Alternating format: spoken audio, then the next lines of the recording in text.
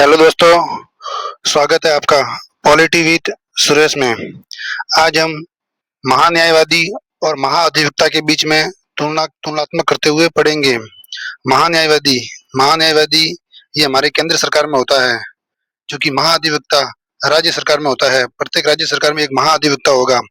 महाअधिवक्ता ये इसकी नियुक्ति संविधान के अनुच्छेद 165 के तहत होती है, क्योंकि महान्यायवादी की नियुक्ति संविधान के अनुच्छेद 76 के तहत होती है।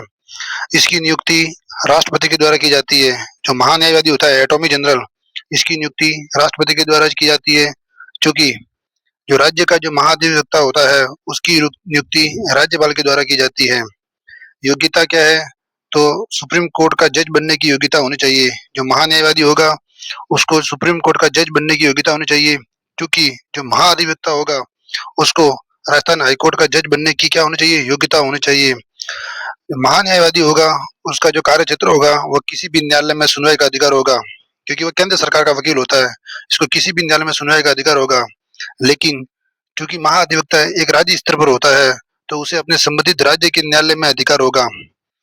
क्योंकि भागीदारी महान्यायवादी संसद के अंदर लोकसभा और राज्यसभा के दौरान भाग ले सकता है तथा अपना भाषण भी दे सकता है, लेकिन वह मतदान का प्रयोग नहीं कर सकता। ऐसे ही महाधिवक्ता भी राज्य विधानमंडल के अंतर्गत जो विधानसभा और विधान परिषद होती है, क्योंकि राजस्थान में विधान परिषद नहीं है, जहाँ पर भी विधानसभा और विधान परिषद दोनों है, तो वहाँ का महाधिवक्ता उन दोनों सदनों में भाग ले सकता है, भाषण दे सकता है, लेकिन वो भी मत का प्रयोग नहीं कर सकता। महान्यायवादी होता है, उसका जो कार्यकाल होता है ये राष्ट्रपति के प्रसाद पर होता है।